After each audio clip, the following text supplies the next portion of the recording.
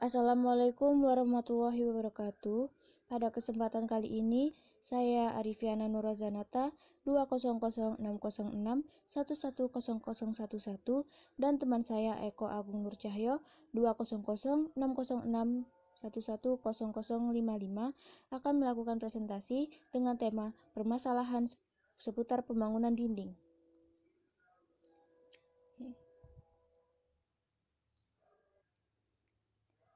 Hakikat fikih arsitektur. Berdasarkan penelitian, ditemukan bahwa hakikat fikih arsitektur meliputi definisi, objek kajian, pencetus, dan pokok kajian. Menurut Azhab, sebutan resmi bagi disiplin keilmuan ini ada dua. Yang pertama, fikih arsitektur, dan yang kedua, fikih bangunan.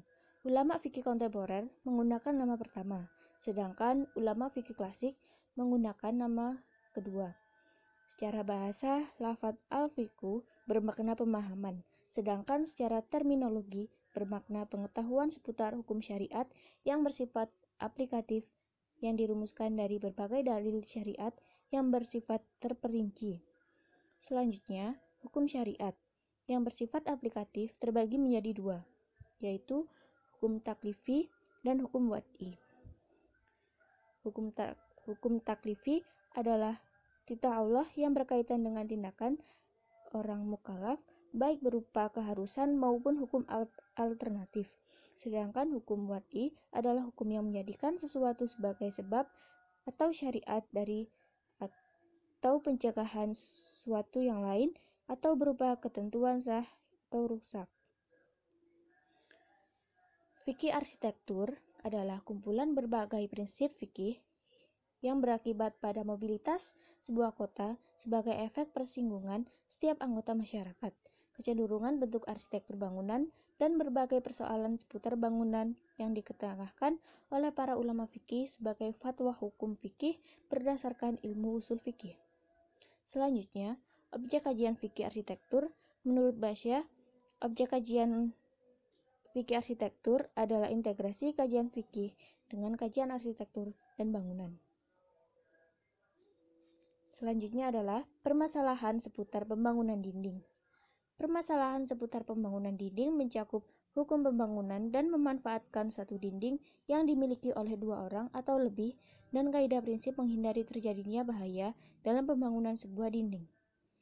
Regulasi seputar pembangunan jalan yang membahas prinsip pembukaan, pembangunan dan perluasan jalan, hak jalan dan orang yang menggunakan jalan, dan pembangunan pintu yang menghadap jalan tembus atau jalan buntu. Pencabutan hak milik. Yang pertama, pencabutan secara paksa hak milik pribadi untuk merealisasikan kemaslahatan umum dan hubungannya dengan bangunan.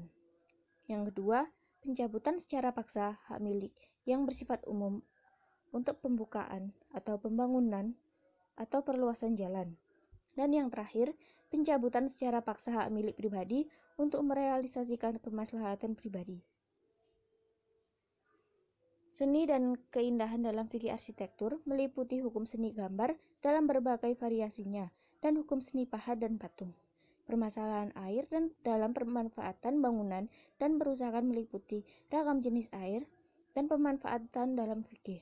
Prinsip fikih dan kaidah fikih bangunan pemandian umum, regulasi dan pengaturan air dalam fikih arsitektur.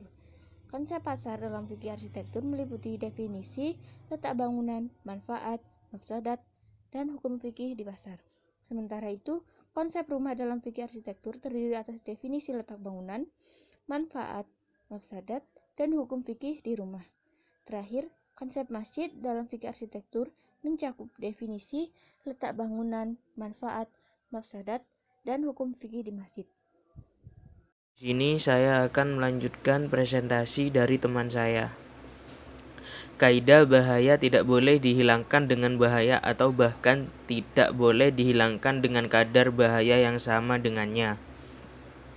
Yang pertama, tidak boleh bagi seorang merancang lubang mata angin di dinding rumahnya dengan tujuan untuk melihat aurat keluarga tetangganya. Bagaimana tidak diperbolehkan bagi tetangganya membalas perbuatan tersebut dengan merancang lubang mata angin yang bisa digunakan untuk melihat aurat keluarga pihak pertama. Yang kedua, tidak boleh bagi seseorang menggali sumur di dekat dinding tetangganya, sebab pasti akan berefek negatif. Sebagaimana tidak diperbolehkan bagi tetangganya membalas perbuatan pihak pertama dengan menggali sumur di dekat dindingnya. Yang ketiga, tidak boleh bagi seseorang merubuhkan dinding pembatas rumahnya dengan rumah tetangganya dengan alasan ingin memperluas bangunan rumahnya sampai mendapat izin dari tetangga tersebut. Kaidah bahaya yang bersifat khusus ditanggulangi untuk menolak bahaya yang bersifat umum. Yang pertama, wajib membongkar tembok yang doyong ke jalan umum.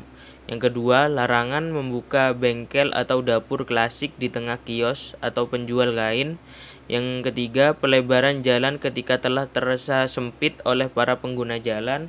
Yang keempat, menjauhkan letak pembangunan tempat penyembelihan hewan dari tempat hunian serta membangunnya di tepi kota. 5.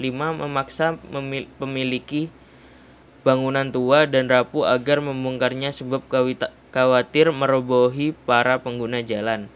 Keenam, diperbolehkan menghancurkan rumah yang menjadi penghubung semakin besarnya api yang membakar perumahan dengan tujuan menghentikan batas jangkau jilatan nyala api. Kaidah bahaya yang bersifat khusus tangguli untuk menolak bahaya yang bersifat umum. Selanjutnya, yang pertama, jika seseorang memanfaatkan hak miliknya, niscaya dia akan mendatangkan bahaya pada tetangganya. Namun jika dia tidak memanfaatkan hak miliknya, maka dia sendiri yang akan tertimpa bahaya. Yang kedua, jika ada seseorang ingin memagari tanah yang dimilikinya namun ada pohon milik tetangga yang menghalangi pekerjaannya. Yang ketiga, jika seseorang menggali sumur namun membuat kering sumur tetangganya. Contoh ketika sebuah bahaya masih dalam kadar potensi. Yang pertama, membangun ulang gapura yang retak atau rusak. Yang kedua, mengukur dengan pasti, teliti, dan cermat ketinggian sebuah bangunan. Yang ketiga, merapikan sistem perancangan pintu, jendela, lubang angin, dan lain sebagainya. Terima kasih. Mohon maaf apabila ada salah kata. Wassalamualaikum warahmatullahi wabarakatuh.